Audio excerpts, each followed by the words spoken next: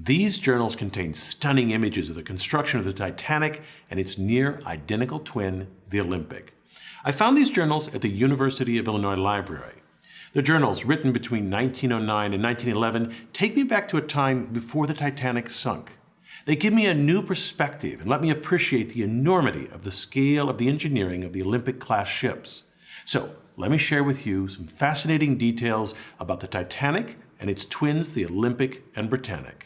The story starts here in the Harland and Wolff shipyard in Belfast, Ireland. This large framework, called a gantry, surrounds the ships as they are built. It supports the overhead cranes and scaffolding used by workers as they construct the Olympic and the Titanic. Notice that just beyond the far end of the gantry lies the Belfast harbor. Workers will build the Olympic here on the right, and then 9 months later, before the Olympic is finished, they will start on the left the Titanic. When completed, the Olympic stern, or rear end of the ship, will point toward the harbor. The ship's construction starts with its keel, seen here as a long, dark shape. The keel is the backbone of the ship and gives the ship rigidity. If we look at the keel from the land side, we see the keel blocks that support it. These wooden blocks, typically pine, separate the ship from the slip, the concrete floor of the gantry. Each keel block stands about 5 feet high, so this creates a space under the ship for workers to construct the ship. Workers build the ship outward from the keel. Here they construct the Olympic's double bottom. In pink, we see the framework that separates and supports the two bottoms of the ship. The second bottom is shown in orange. It's made of steel plates and is sometimes called the tank top because the double bottom contains 44 watertight tanks. Most of the tanks carried seawater used as ballast to balance and add weight to the ship, but some carried fresh water. In total, the double bottom carried over 5,000 tons of water, or about 1.5 million gallons. Once they finish the double bottom, workers erect the framing for the hull. From this view, we see the framing for the stern of the ship. It's what a worker would see standing on the tank top from the fore and looking toward the aft of the ship. That's where the harbor is. Looking closer, we see the rib-like structure on the start of the transverse frame of the ship. Workers rivet to this frame the hull, which will form the skin. So far, we've watched the Olympic's construction. In the gantry, that ship sits here in the background. In the foreground lies the keel of its twin, the Titanic. Its construction began 9 months after the Olympic. We see here, attached to the keel, the framework of the Titanic's double bottom.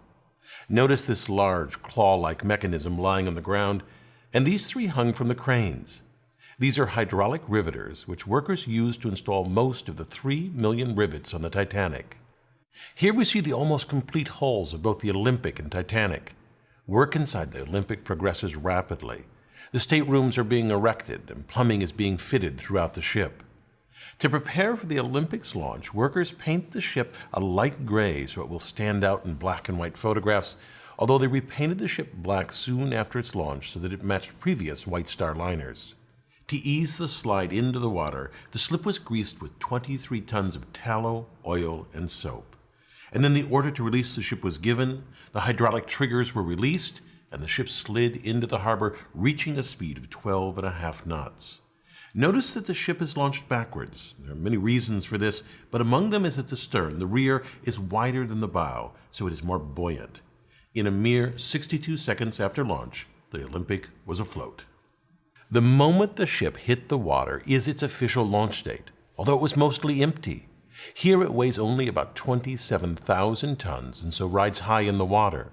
The draft, the vertical distance between the bottom of the ship and the surface of the water, is only 18 feet. After it is completely fitted, it will weigh nearly twice that, 52,000 tons. With that additional weight, the Olympic will drop until the water reaches the border painted on the hull, a draft of about 34 feet. The Olympic cannot move by itself, and so a tugboat tows it to the fitting out quay where a gigantic crane loads the ship. Here the crane lifts aboard a cylindrical boiler. The final fitting, including attaching the propellers, is done in dry dock. And then, once everything is in place, the Olympic is ready for the sea. 7 months after this launch, the Titanic was launched. I have from this journal a few photos of that event, but keep in mind the Olympic got the big press because it was first. The Titanic only becomes of more interest in retrospect. This photograph shows the twins, the Olympic and Titanic. Although built side by side, this was the last time they were photographed together. Less than a year after the launch of these two giant ships, one suffered a collision that ripped a gaping hole in its side. That ship was, of course, the Olympic. In September of 1911, the Olympic departed the port of Southampton, England, sailing toward the Isle of Wight. The Olympic turned into the Solent Strait and passed a British warship, the HMS Hawke. The Hawke's commander was surprised by the Olympic's wide turn, but he managed to take a safe position behind and to the right of the Olympic. The Hawke then increased its speed to pass the Olympic, but the Olympic's wake sucked the Hawke inward rapidly. The Hawke tore a large hole in the Olympic, and below its waterline, the damage was even greater. The bow of the Hawke was completely smashed in. The Olympic limped back to Southampton, where the holes were temporarily patched with wood before returning to its home dock in Belfast for repairs. The Olympic's sibling also suffered a traumatic blow that caused it to tragically sink. I'm of course talking about the Britannic. The Britannic was the same size and very similar to the Olympic and Titanic. Although intended to be a passenger liner, the ship was drafted into military service in World War I as a hospital ship. While in the Mediterranean, it hit a mine or was struck by a torpedo and sank in less than an hour. Despite these accidents, the Olympic-class ships were great feats of design and workmanship. Just consider the propulsion system of the Titanic. The ship had two sets of reciprocating engines. These engines were fueled by coal, which was stored along the bottom of the ship. Exhaust gases from the boiler discharged through these smokestacks, which are frequently called funnels. Now, they don't look like funnels until you look at them the right way. They're upside-down funnels. This cross-section of the Olympic shows the boilers sitting atop the double bottom. Exhaust from the boilers is funneled up and out of the ship. It's well known that the aftmost funnel on these ships is a dummy. It was built primarily for aesthetic reasons. Although it did not service the boilers, it was used as a ventilation and extraction shaft for the engine and turbine rooms. The Titanic needed 4,000 tons of coal for a transatlantic trip, which took 24 hours to shovel into the bunkers. Here, in this photo of the SS Minnehaha, coal is being loaded into coal ports on the side of the hull. Loading coal into the Titanic worked much the same way. This loading left streaks of coal dust on the hull, and so nearly all ocean liners at the time were painted black to help hide these traces of coal. After the advent of oil-fueled ships, lighter colors became more popular. As the Titanic crossed the Atlantic, 650 tons of coal per day was shoveled into cylindrical boilers where it was burned to produce steam. These boilers were nearly 16 feet in diameter. This picture shows a single boiler. Notice the two workers beside it. The steam was piped to these reciprocating engines. The engines, when viewed from the front of the ship, look like this. The orange is the piston rod, and inside the cylindrical casing is the piston. This worker peering out of this casing gives a sense of the engine's size. Excess steam from these engines was used to drive a turbine engine. This shows the turbine under construction and without its outer casing. Note the workers at the top. This is huge. If you look closely, you can see that the turbine is made of hundreds of individual blades. A shaft transfers power from the engines to the propellers. The ones on the left and the right were powered by the reciprocating engines, and each propeller weighed 38 tons, while the central propeller was powered by the turbine engine. It was cast as a single piece of manganese bronze and weighed 22 tons.